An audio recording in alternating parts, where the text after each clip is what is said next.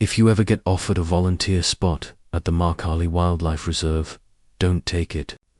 I know how that sounds like one of those online horror stories, meant to scare off tourists, but I'm not writing this for clicks. I'm writing it because I can't sleep without hearing the siren again, without seeing the lights crawling across the savannah like veins under skin. I wish I could say this was a ghost story. Ghosts would have been kinder. There's something out there in the enclosures that isn't an animal. I saw it once, tall, wrong, moving like it remembered how to be human. The staff told me never to mention it again. I didn't listen.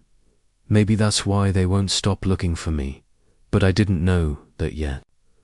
Back then, I just wanted to help, to feel like I was doing something good, something real. I thought I'd found paradise. One didn't realize I'd already stepped into its jaws. When I first arrived at the Markali Reserve, the air itself felt alive. The heat shimmered in layers, bending the horizon into liquid gold. Everything pulsed, the hum of insects, the distant thunder of hooves, the quiet authority of the land. It was beautiful in a way that made you forget yourself. The staff greeted me with smiles too polite to be real. Their uniforms were spotless, their words rehearsed. I told myself it was just professionalism, though their eyes tracked me a little too long. Inside the mess hall, a wooden board hung by the entrance, the rules. Most were ordinary: respect the wildlife, report all injuries. But halfway down, the tone changed. No flashlights after 11 p.m. Never feed Enclosure 7. If the siren sounds, look away. I laughed, but no one else did. When I asked about Rule 4, the guide, Annika, opened her mouth, then stopped. Some rules aren't for us to explain, she said quietly. Rule 4 bothered me the most. I didn't even know what Enclosure 7 held. They made us memorize the rules on our first day. A little chant before breakfast. Respect the wildlife. Log all feedings. No personal cameras. It felt like summer camp for adults who cared too much about nature documentaries. I even joked that I expected a badge ceremony next. Then came the stranger ones. No flashlights after 11 p.m. Never feed Enclosure 7. If the siren sounds, look away. The way the supervisor recited them, slow, deliberate, gave them a weight that didn't belong in any training manual.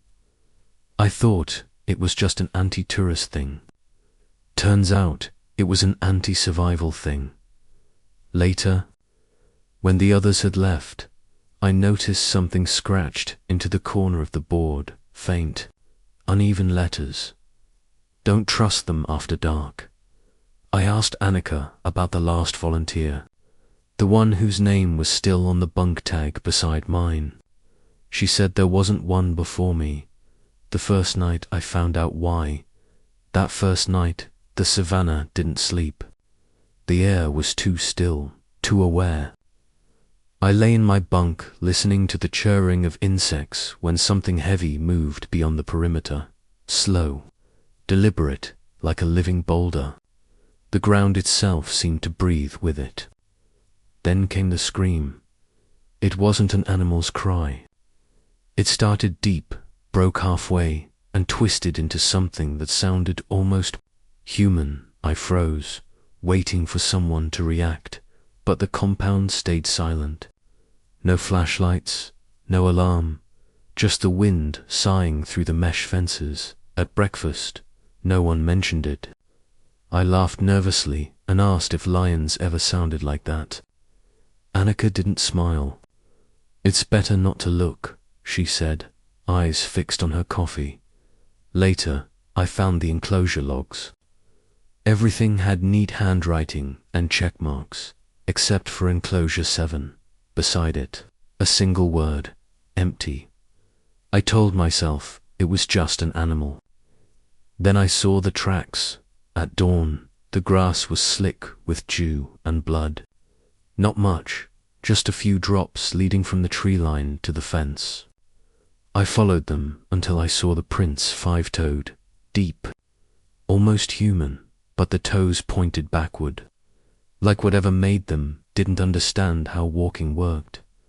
I called the ranger supervisor, Embel. He barely glanced at them before shaking his head. Hyena spore, he said flatly. They dragged their paws sometimes. His tone was final, but his eyes flicked toward the fence line, betraying something like fear. I took photos. He made me delete them. For your safety, he said. Later, I overheard two workers whispering about a missing volunteer, a girl named Lindy. She quit, they insisted when they saw me listening. But that night, I found her ID tag, half buried, near Enclosure 7. I should have left that day. But the siren went off. The siren started just after midnight, a low, trembling hum that crawled through the walls and into my bones. Every door in the compound slammed shut in unison. Locks clicked. Curtains fell. Within seconds, the place was silent except for that sound, steady as a heartbeat gone wrong. I didn't know what to do, so I followed the other's lead, lights off, breath shallow. Then curiosity won. I cracked my window open just enough to see the floodlights snap on, cutting the savannah into stark slices of white and shadow. Something moved at the fence.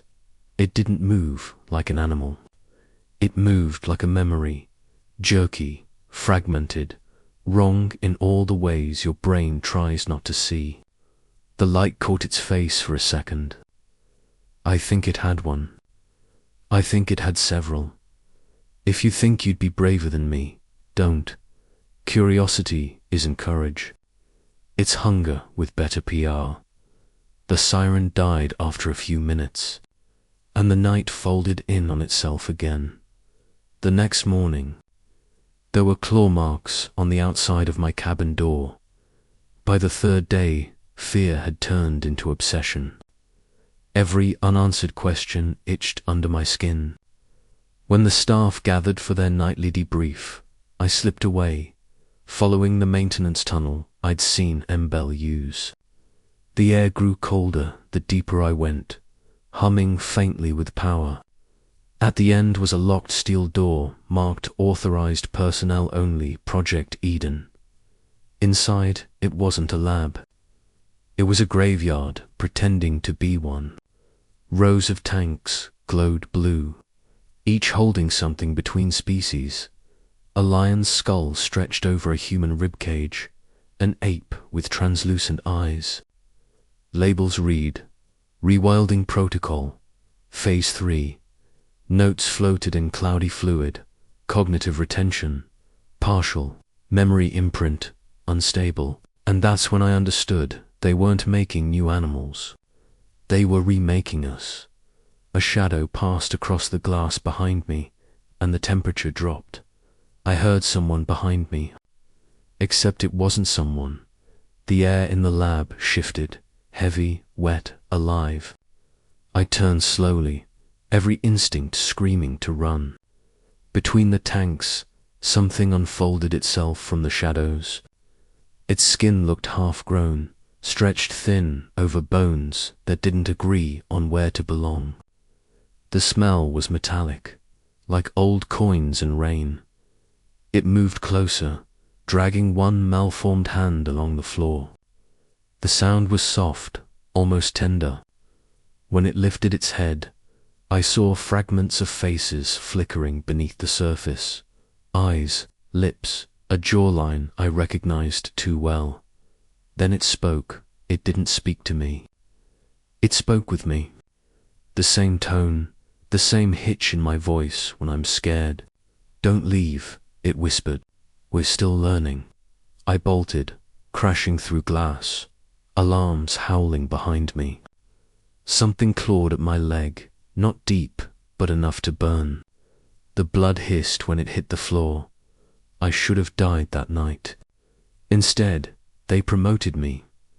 When I woke up, I was back in the infirmary, leg bandaged, memory foggy. Embel sat beside the bed, smiling like nothing was wrong. "You had a fall," he said. "Hit your head near the feed shed. You're lucky we found you." His calmness was worse than the pain. They'd cleaned the lab out. No tanks, no lights, no evidence. When I asked about Project Eden, Annika's face went still. "You mean the donor initiative?" she said softly. "We're saving the planet, remember?" That's when I noticed the posters, glossy, corporate, all about ethical rewilding, funded by global donors. The words felt rotten in my mouth.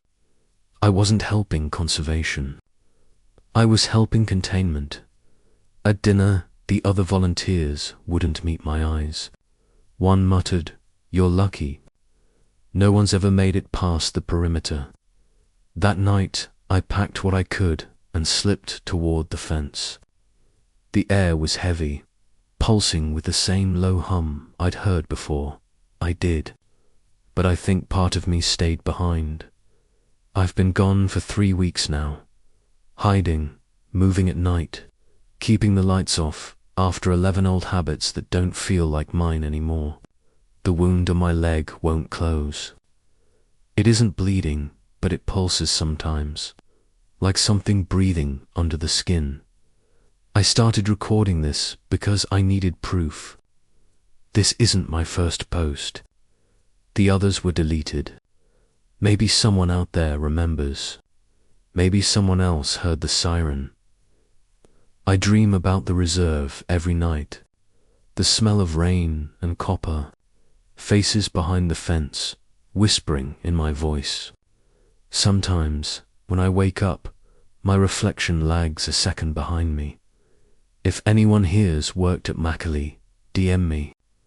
I need to know if it's spreading, and if you ever smell that metallic rain, or see a volunteer program promising to restore what was lost.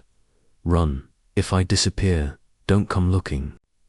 Just don't volunteer. If you ever get offered a spot at the Macaulay Wildlife Reserve, don't take it.